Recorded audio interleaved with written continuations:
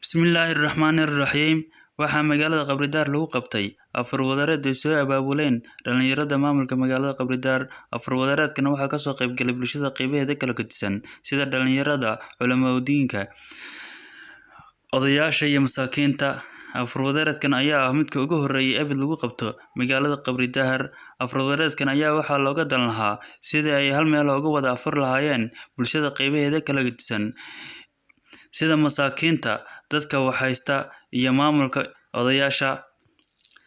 Sidaa la'aligeed, afar wadareedkan ayaa wuxuu u dhacay si aad qurux badan. Halkaasna waxaa hadallo kooban ka soo jeediyay dhalinyaradii soo qabanqaabisay iyo qaar ka mid ah maamulka magaalada Qabridahar. Hadalladoodana waxaa ka mid ahaa sida tan: oo sabti ah maamulka magaalada Qabridahar afar wadareedkan way soo qabanqaabiyeen dhalinyarada maamulka magaalada Qabridahar oo xil iyo ka go'naansho fiican muujiyay ayaa si nabadgelyo ah uga qabsoomay maamulka magaalada Qabridahar barxadda weyn ee laamiga magaalada Qabridahar. waxaan leenahay aad iyo aad baad ugu mahadsantihiin. afar wadareedkan wuxuu ka turjumayaa midnimada ay leeyihiin iyo isku duubnida maamulka iyo dhalinyarta iyo maamulka magaalada Qabridahar ee wada xiriirka ay leeyihiin.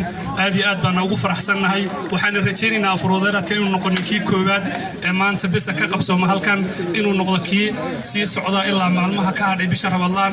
afar wadareedkan wuxuu ka turjumayaa dhammaan dadka masaakiinta ah, maamulka, culimada inay hal meel ka wada afuraan, taasoo tusaysa bishan barakaysan ee Ramadaan oo ah muhiimadeeduna ay tahay in dadku gaajada ay dareemayaan walaalkiisa kala marka gaajada la dareemo oo uu meel wax kula wada cuno. tan oo ka turjumaynin iska weynaan ay ka turjumayso dadku inay hal meel ku wada afuraan, hal gogol wada fadhiistaan, hal meel ku wada tukadaan.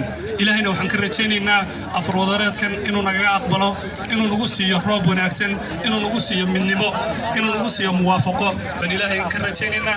waxaan aad iyo aad ugu mahadnaqaynaa dhammaan xubnihii ka qayb qaatay ee nabadgelyada, xubnihii ka qayb qaatay ururka dhalinyarta maamulka magaalada Qabridahar. aad iyo aad baan ugu mahadcelinaynaa. aad iyo aad baan u mahadsantihiin.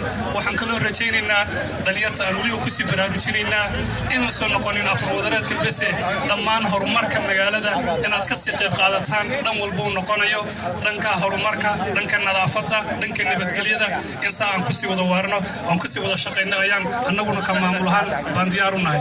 aad iyo aad baan u mahadsantihiin. dhammaan xubnihii ka soo qayb galayna aad iyo aad baan ugu mahadcelinaynaa sida ka go'naanshaha leh uga soo qayb qaatay, taasoo tusayso in hal meel lagu wada afuro, inaan isku dulayno oon dadkeenna hoos aynaan kibir ka muujinin, keenni masaakiinka ah iyo keenni taajirka ah, keenni sheekha ah iyo keenni caamada ahba hal meel goolaan wada fadhiisanno oon hal meel aan cunto ku wada cunno, hal cunto wada cunno. waa arrin farxad leh. arrintana aad iyo aad baan u baraarujinaynaa. waadna ku mahadsantihiin dhammaan ciddii ka soo qayb gashay. kulley wixii wacdiya iyo wixii baraarujina dhalinyarta iyo xubnaha kale aan u daynaynaa. waad mahadsantihiin. aad iyo aad baad mahadsantihiin. bismillahi raxmaani raxiim. asalaamu calaykum waraxmatullaahi wabarakaatu.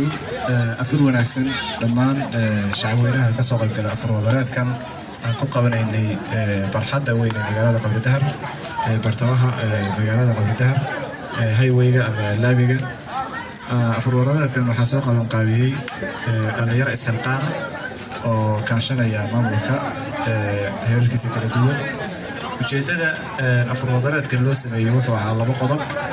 qodobka koowaad, muslimiintu magaalada ku nool inay isu yimaadaan oo ay waqti isla qaataan oo ay shacaa'irta islaamka muujiyaan oo ay hal gooba ku afuraan oo ilaahay baryaan, maadaama waddankeena abaaro fara badan iyo dhibaato fara badan ay ka jiraan.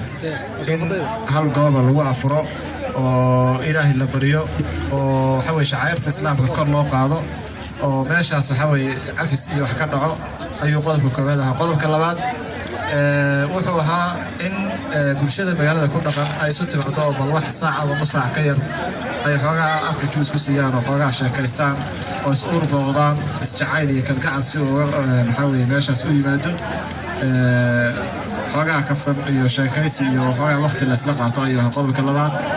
aad iyo aad baan u bogaadinaynaa tada u dhacday. xubnaha ka soo shaqeeyey ee si xilqaamay iyo inta gacan ka siisay waan u mahadcelinaynaa. waxaan is leenahay kani ma noqon doono kii u dambeeyey, wuxuu noqonayaa kii u horeeyey. kuwayaalo kaloo fara badan ayaa dhici doona insha allahu tacaala. waxaan leeyahay mar labaad dadka soo ajiibay masaakiinta iyo maamulka male iyo waxa weeye dhalinyarta soo qabanqaabisay mar labaad mahad celinaynaa. Asalaamu calaykum waraxmatullahi wabarakaatu.